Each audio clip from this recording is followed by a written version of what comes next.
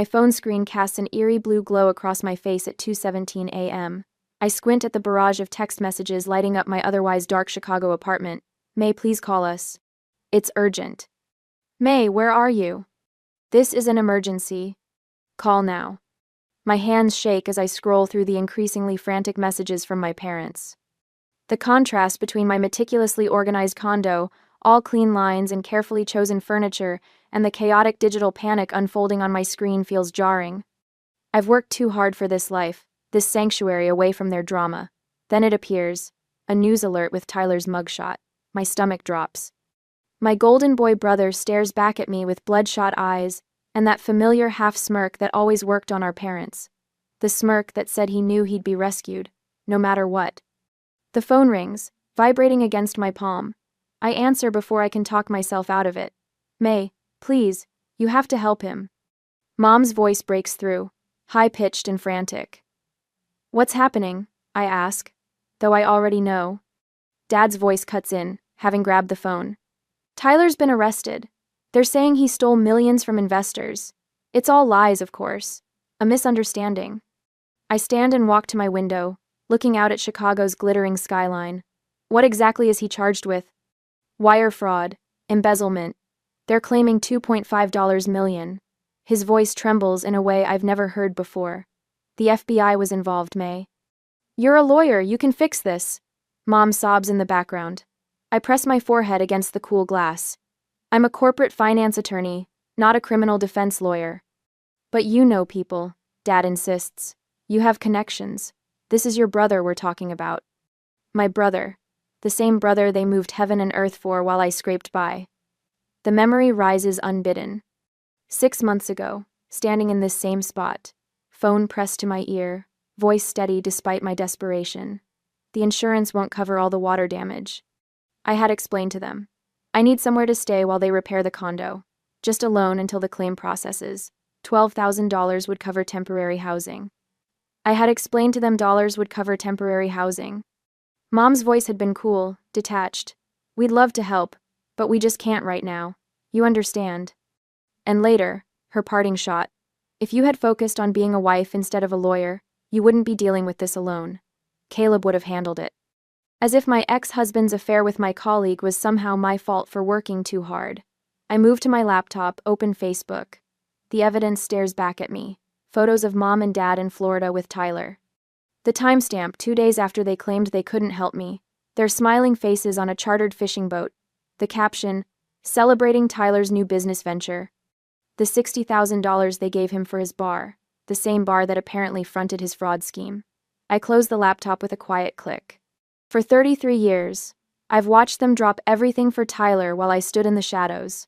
The state piano competition they missed for his baseball game. My law school graduation they left early because Tyler had a situation. Every achievement dismissed, every need minimized. May, are you still there? Every? Dad's voice cuts through my thoughts. I pace my apartment, attorney brain calculating. Wire fraud, $2.5 million. Federal charges. Potential sentences. I'll come tomorrow. I hear myself say. Oh, thank God, Mom breathes. We knew you'd help. Tyler always said you'd come through if things got bad. Oh. The rage bubbles up, surprising me with its intensity. They haven't asked about my life, my work, whether I can even leave. Just the expectation that I'll drop everything again for the golden sun. I haven't said I'll help yet. I clarify, my voice cool. I said I'll come. We'll discuss options when I get there. But that's all I can promise right now. I end the call before they can protest. Dawn breaks as I close my suitcase, my face set with resolve. The woman in the mirror looks different, somehow still me, but with something harder in her eyes. I've spent my life trying to earn a fraction of the love they freely gave Tyler. No more. I'll go to Hartford, but this time, it will be on my terms. If they want my help, they'll have to face some uncomfortable truths. Starting with the fact that their golden son isn't just tarnished, he's criminal. And I'm done being the afterthought. The next morning, my childhood home in Hartford looms before me like a museum dedicated to Tyler Evans. I stand frozen in the entryway, surrounded by a gallery of his life. Baseball trophies gleam from every shelf. Photos chronicle his progression from chubby-cheeked toddler to handsome young entrepreneur. conspicuously absent? Evidence I ever existed. May, thank God you're here. Mom rushes toward me, arms outstretched, but stops short of an actual embrace. Her eyes are red-rimmed, makeup-free. Dad hovers behind her, looking a decade older than when I last saw him. I set my suitcase down with a deliberate thud. Where are the case documents? In the dining room, Dad says. But first, we need to tell you what we've done. The dining room table holds the answer papers spread across its oak surface like a crime scene. Bank statements, court filings. A property deed with a bright yellow post-it note. For Tyler's bail. You put up the house? My voice sounds distant, even to my own ears. Mom wrings her hands. $600,000. The judge set bail this morning. Jesus Christ. I drop into a chair, scanning documents with growing disbelief. Wire transfers, shell companies, investor lists. The money trail is painfully obvious. Your brother made some poor decisions, Dad says, but he's not a criminal. I hold up a bank statement. This shows systematic fraud over 18 months. That's not a poor decision, that's a felony. He was desperate, Mom whispers. His business was failing. A notation catches my eye. A transfer from my parents' account to Tyler's bar 4 months ago. Not the $60,000 I'd known about. An additional $45,000. You knew. I look up sharply. You knew something was wrong with his finances months ago. The guilty exchange of glances between them confirms everything. I push back from the table and walk to the living room, drawn by muscle memory to the mantel. My law school graduation photo is missing from its usual spot. In its place sits a framed article about Tyler's bar opening. We needed to make room for newer photos, Mom explains, appearing behind me. My phone buzzes. Lucas? I step onto the front porch for privacy. How bad is it? He asks, his voice a balm after hours of family tension. They used their house for bail. They knew about financial problems months ago and said nothing, and apparently I've been erased from the family history. I'm sorry, May. His voice carries the weight of understanding without pity. Remember your boundaries. You don't owe them a rescue. I know. I watch a neighbor walking a dog across the street. The normalcy feels surreal. How's your surgery schedule? Booked solid. But I can fly out this weekend if you need me. Unlike my parents, Lucas never makes me ask twice. I'll let you know. Love you. Love you too. Stay strong. I make another call to Victoria Chen, my mentor at the firm. Her advice is characteristically direct. Don't represent him. Recommend a criminal attorney. Keep professional distance. Back inside, I find my parents huddled at the kitchen counter, whispering. They straighten when they see me, like guilty teenagers. The prosecutor called, Dad says. Tyler's first hearing is Tuesday. If Tyler violates bail conditions, you lose the house, I say, leaning against the doorframe. You understand that? Mom nods miserably. We had no choice. What about your retirement savings? Dad looks away. Most of it went to his previous ventures. The magnitude of their financial sacrifice for Tyler crashes over me. Decades of favoritism have left them vulnerable to his manipulation. I think of my own careful financial planning, the emergency fund I built after they refused to help me. The irony burns. My phone chimes with a text from the county prosecutor's office, confirming tomorrow's jail visit. I stand taller, chin raised. I've made some decisions. Their faces lift with hope so naked it's almost painful. I'll recommend a good criminal defense attorney. I won't give you money, and we all, including Tyler, will attend family therapy. Mom's expression crumples. After everything we've done for you. What exactly have you done for me that compares to what you've done for Tyler? The question hangs in the air like smoke. Dad's face flushes with anger, then drains to resignation. We don't have much choice, do we? You always have choices. You've just made bad ones. I turn toward the stairs. I need to prepare for tomorrow's jail visit. May, Dad calls after me. He's still your brother. I pause, not turning around. Yes, he is. And that's the only reason I'm here. In my childhood bedroom, preserved like a time capsule from high school, I spread my notes across the twin bed. The prosecutorial strategy is clear, the evidence substantial. The best outcome for Tyler will be a plea deal, but it will still mean prison time. I close my notepad and stare at the ceiling, the same ceiling I'd gazed at as a teenager, planning my escape from Tyler's shadow. The anger I've carried for decades has crystallized into something harder, cleaner. Tomorrow, I'll face my golden brother in his tarnished reality. And for the first time in our lives, I'll be the one holding all the cards. The next day, after I met the prosecutor, I went to jail to visit my brother. The county jail visiting room assaults my senses before I even sit down. The walls are institutional beige, pockmarked with decades of scuffs and mysterious stains. Overhead fluorescent lights buzz with an irritating persistence, casting everyone in a sickly pallor that makes even the guards look unwell. I adjust my position on the metal chair, its coldness seeping through my skirt despite the September heat outside. A security door clangs open at the far end of the row of visitation cubicles. The sound echoes through the cavernous space, mingling with the distant shouts of inmates and the constant jingle of keys. The correctional officer nods toward me, his expression professionally blank. "Visitor for Evans," he calls out, voice flat with routine.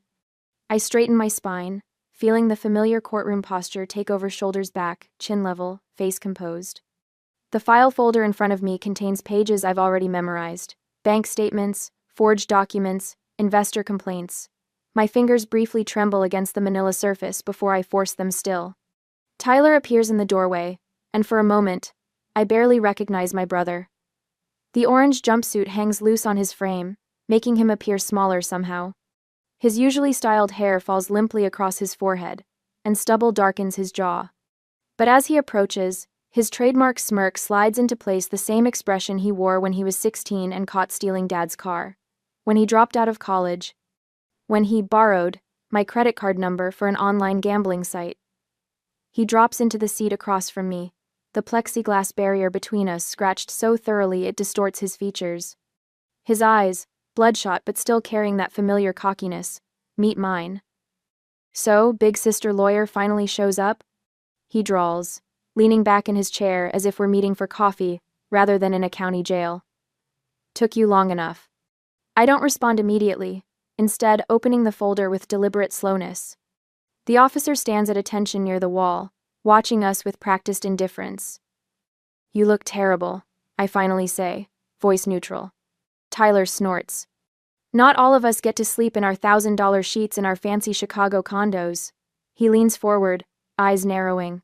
"You've got it all, haven't you? Career, money, a home that wasn't underwater last year? What more do you want?"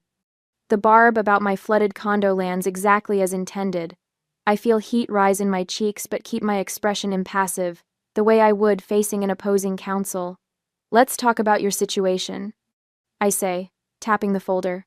"Wire fraud, embezzlement, $2.5 million missing from investor accounts." I slide a document toward the glass. "Including $850,000 from the Hendersons' retirement fund. The Hendersons' mom and dad's neighbors for 20 years. The same people who brought casseroles when Mom had her hip surgery." Tyler's smirk falters. "It's a misunderstanding." "Is it?" I flip to another page. "Because these bank records show systematic transfers from your business accounts to offshore holdings." Another page turn. "And these show withdrawals coinciding with your trips to Vegas." His face darkens. "You've been talking to the prosecutor." "Someone had to." I meet his gaze directly. "Mom and Dad were too busy pledging their house as your property bond to actually understand what you've done."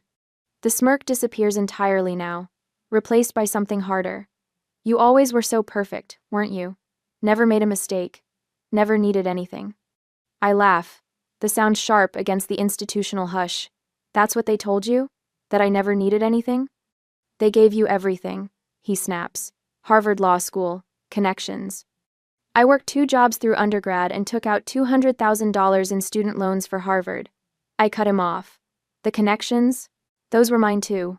Ones I made while you were blowing through your 3rd business venture with their money." Tyler's eyes flicker with uncertainty for the first time. "They said." I know what they said. My voice remains level even as anger pulses beneath it. "They told you I was fine on my own while they wrote checks for your rent, your car, your bar.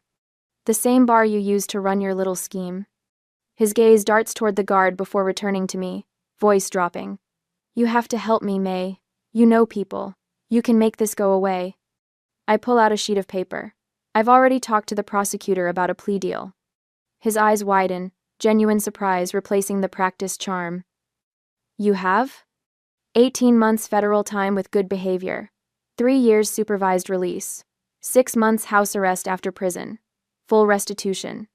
Tyler blinks rapidly, processing. 18 months? I can't. It's that or risk 8 to 10 years at trial. I close the folder. The evidence is overwhelming, Tyler. Even Mom and Dad have figured that out by now. He leans forward, palms flat against the counter, his voice taking on the wheedling tone that always worked on our parents. Remember when we were kids? How I covered for you when you snuck out to that concert junior year? You owe me. The manipulation is so transparent it almost makes me laugh. I was covering for you. You were the one sneaking out. I stayed home and told Mom and Dad you were sleeping. His face falters. Well, what about when... Stop. I hold up my hand. This isn't about childhood favors. It's about $2.5 million you stole from people who trusted you, including family friends. Something shifts in his expression, the facade cracking further.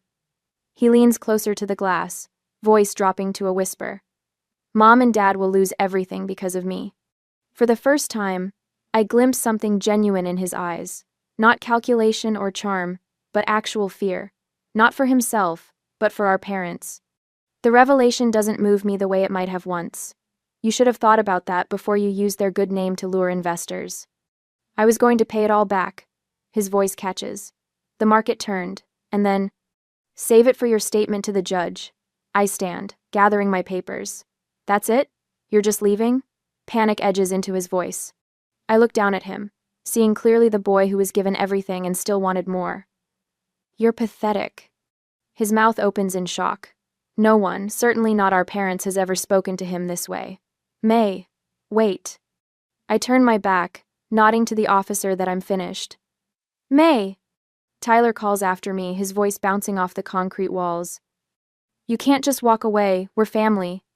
The heavy security door swings shut behind me, cutting off his voice. I walk through the visitor processing area, past the metal detectors, out into the parking lot where September sunshine feels jarring after the institutional lighting. In my rental car, I grip the steering wheel so tightly my knuckles turn white. Only then, in the privacy of tinted windows, do I allow the tears to come not for Tyler, but for the little girl who practiced piano for hours, hoping her parents would notice, for the teenager who won debate championships to empty chairs, for the law student who walked across the stage without family cheers. The tears aren't of sadness. They burn hot with something more potent, more clarifying. For the first time in my life, I've stopped trying to earn what should have been freely given, and it feels like freedom. I start the engine, wiping my eyes. Tyler made his choices. Now I'm finally making mine. The next day, the attic smells like forgotten promises. Dust motes dance in the thin beam of afternoon light as I rummage through cardboard boxes, each labeled in my mother's precise handwriting. I sneeze, then wipe my nose on the sleeve of my Chicago law firm sweatshirt. May Achievements, reads one faded box, shoved behind Christmas decorations and old tax returns. I drag it toward me, the cardboard bottom scraping against the rough wooden floor. Inside, my life lies discarded. My valedictorian medal tangled with ornament hooks. Academic awards folded and creased. The acceptance letter from Harvard Law, tucked beneath a broken string of tinsel. I hold up the medal, its ribbon frayed at the edges. Downstairs, Tyler's baseball trophies stand polished on custom shelves. May, are you up there? Mom's voice floats up the attic stairs. Lunch is ready. The lawyer you recommended is coming at 2. I'll be down in a minute, I call back, my voice steady, despite the anger curling in my stomach. She appears at the top of the stairs anyway, hovering like she has since I arrived. What are you doing with all that old stuff? I hold up my medal, just wondering why my valedictorian medal is stored with Christmas ornaments while Tyler's participation trophies have their own display case. Her face falls. We meant to put those things out. We just never got around to it. For 15 years? She doesn't answer, just fidgets with her wedding ring. Your father's on the phone with the financial advisor. He's trying to liquidate some investments for Tyler's defense fund. Of course he is. I'll be down soon, I say, turning back to the box. Mom lingers another moment before retreating downstairs. Under a stack of honor roll certificates, I find what I'm really looking for: the family financial records. Dad always kept meticulous documentation. I pull out folder after folder, arranging them chronologically on the dusty floor. The evidence spreads before me like a prosecutor's exhibit. College tuition, $175,000 for me, $230,000 for Tyler despite his dropping out twice. First car, $2,000 used Corolla for me, $21,000 new Jeep for Tyler. Housing assistance, $0 for me during my divorce and flood, $60,000 for Tyler's bar venture plus 3 separate rent bailouts. I close my eyes, taking a deep breath of musty attic air. Then, I gather the most damning documents and descend the stairs. Halfway down, I freeze at the sound of my parents' voices from the kitchen. She's been up there for hours. Mom whispers. Leave her be, Dad says. She's always been the strong one, she'll come around. But what if she doesn't help? Richard, we could lose everything. She will, she's never let us down. I lean against the wall, documents clutched to my chest. Never let them down? They've never even seen me. I step into the kitchen, placing the financial records on the table. I've scheduled someone to meet us at 6 today. Mom brightens. Another attorney? A family therapist, Dr. Sanderson. Dad's coffee cup clatters against the saucer. We don't need therapy, we need legal help. You'll get both. But therapy is non-negotiable. May, this is ridiculous. Your brother is facing prison. And you're facing the consequences of decades of favoritism. I tap the financial records. These are my terms. 6 o'clock arrives with Dr. Sanderson, a woman with silver-streaked hair and keen eyes. I arrange chairs in a circle in the living room, directly beneath the wall of Tyler's photographs. Thank you for meeting on such short notice, I say, offering her water. Your situation sounded urgent. She settles into her chair as my parents enter, faces tight with reluctance. Let's begin by discussing family patterns, Doctor. Sanderson says after introductions. Mom jumps in. We're a very close family. Or we were, until May moved to Chicago. I place the financial spreadsheet I created in the center of our circle. I've documented the financial support disparity between Tyler and me. What's this? Dad picks up the paper. Evidence.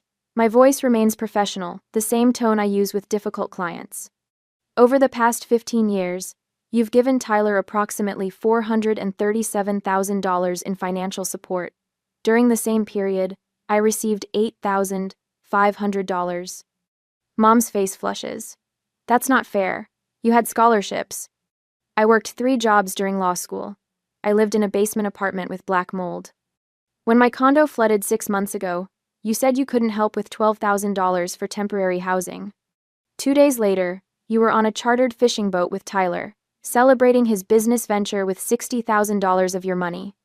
Dad stares at the spreadsheet, his hands trembling slightly. This isn't just about money, I continue. It's about the piano recitals you missed, the graduations you left early, the achievements you dismissed.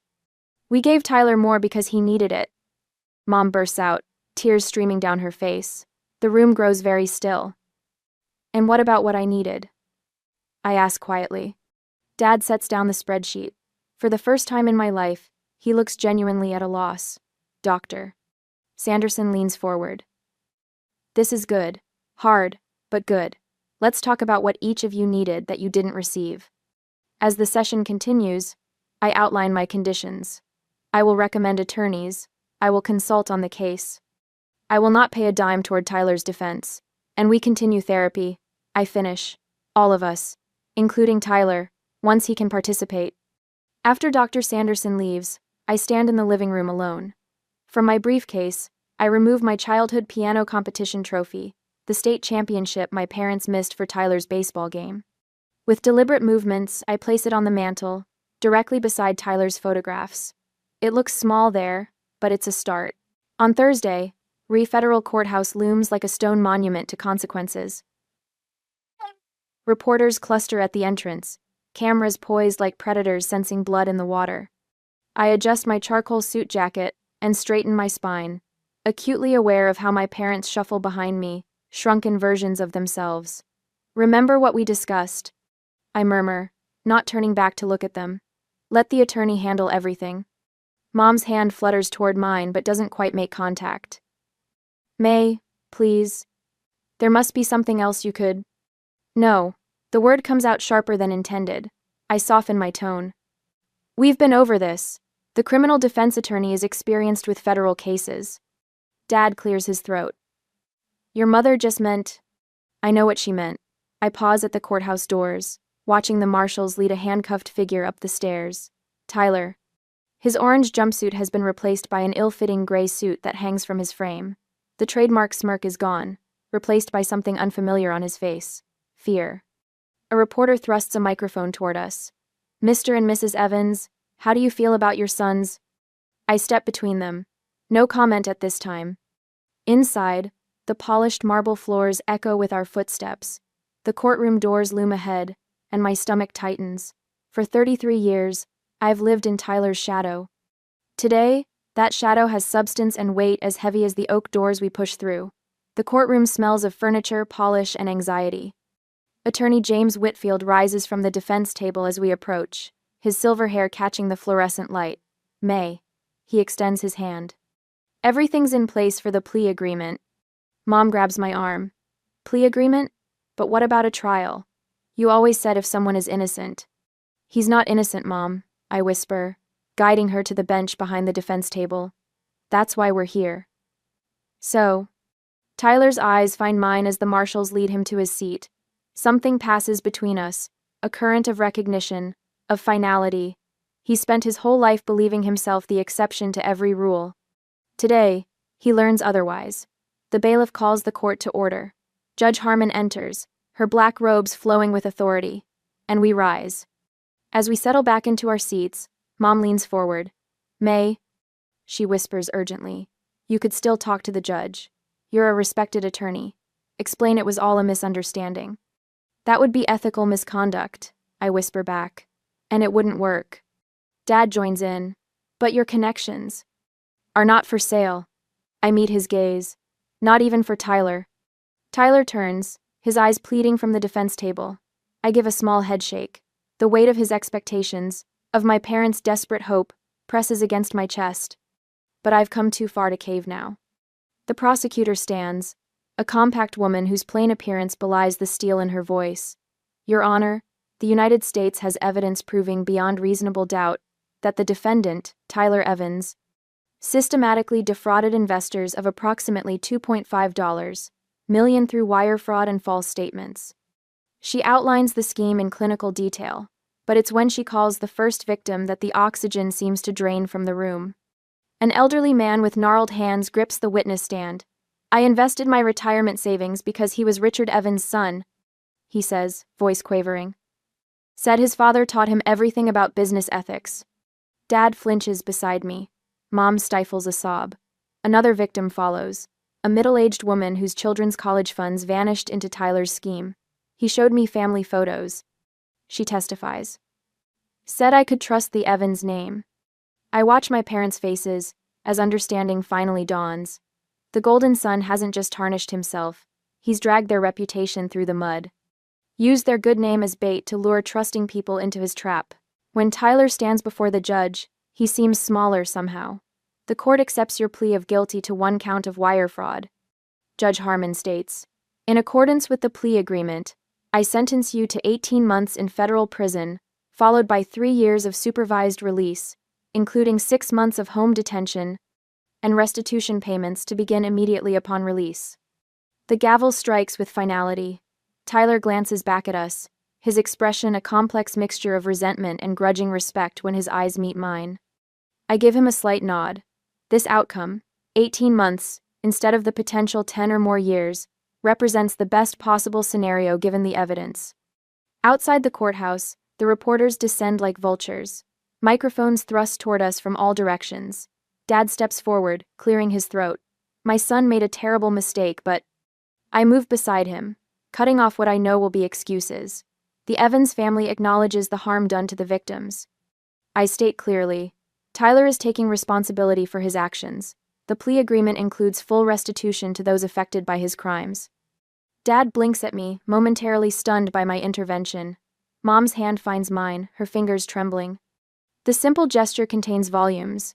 Acknowledgement, perhaps, that I am no longer the afterthought. No further questions, I add, turning away from the cameras. We walk down the courthouse steps. the autumn sun warm against our faces despite the chill in the air. For the first time in memory, my parents follow several steps behind me, their footsteps hesitant on the stone stairs. I don't look back. The weight on my shoulders feels different now. Not the burden of being overlooked, but the responsibility of being seen, of being, finally, heard. A year later, I arranged crimson chrysanthemums in a crystal vase, sunlight catching the diamond on my left hand. The kitchen smells of cinnamon and sage, a warmth that extends beyond temperature. Lucas moves behind me, his surgeon's hands confident as he bastes the turkey. "Your parents should be here any minute," he says, pressing a kiss to my temple. Nervous? Surprisingly, no. I adjust a bloom that refuses to cooperate. It feels different now. The doorbell chimes through my Chicago home, my sanctuary now truly feels like one. I smooth my burgundy sweater and open the door to faces that have changed in subtle ways. Mom's hair shows more silver, Dad's shoulders less rigid. "May," Mom says, offering a leather portfolio I recognize immediately. "I found your old piano music in the attic. Thought you might want it back." "We drove past your firm on the way in," Dad adds, handing Lucas a bottle of wine. "That Johnson case you mentioned last month saw in the Tribune you won. Spectacular work." I accept both the music and compliment with equal surprise, guiding them into my living room where photographs mine, Lucas's, and yes, even a few of Tyler share equal space on floating shelves. Over appetizers, Mom mentions their recent move. The smaller place suits us better, less to maintain now that we're fully retired. "Your father volunteers 3 days a week at the community college," she continues, pride evident. "Financial literacy for first-generation college students. Someone should have taught us the same lessons years ago," Dad says with a self-deprecating smile. "Might have made retirement more comfortable." When Lucas asks about Tyler, there's a momentary pause, but not the immediate family mobilization his name once triggered. His letters come regularly now. "The last one had actual questions about your work, May," Dad says. "He asked about your foundation idea?" Mom adds, "Said he might have some insights to offer when he's out next spring." We move to the dining table, laden with dishes Lucas and I prepared together. Crystal glasses catch the light from tapered candles. The contrast to last Thanksgiving spent alone in my office reviewing contracts couldn't be starker. "Before we eat," Lucas suggests, "maybe we could each share something we're grateful for this year?" When my turn arrives, I let the silence linger, looking at these faces gathered around my table. Lucas, whose patience showed me what true partnership means. My parents, who finally see me. Even Tyler's absence feels like progress, a family dynamic rebalanced. "I'm thankful for second chances," I say finally, "and hard truths." Lucas squeezes my hand under the table, a private acknowledgement of the journey. Later, as Mom helps me pack leftovers, she pauses, eyes moist. "I always thought you were strong, that you didn't need us the way Tyler did," her voice catches. "I was wrong about so many things." Costive. After dinner, I mention my plans for a legal foundation focused on family financial abuse cases. Instead of redirecting the conversation to Tyler's situation, Dad asks thoughtful questions about structure and funding. When we take a family photo for this year's holiday card, I notice how naturally we arrange ourselves, no longer orbiting around a golden sun, but standing as equals. Night falls early this deep in November. After my parents retire to the guest room and Lucas showers, I stand alone at my living room window. Snow begins to fall, delicate flakes illuminated by streetlights. My reflection in the glass shows the woman I've become, overlaid with shadows of who I once was, the afterthought daughter forever seeking validation. I place my palm against the cool glass, watching frost form around the edges of my fingertips. "Some things break," I whisper to no one and everyone, "so that stronger things can grow."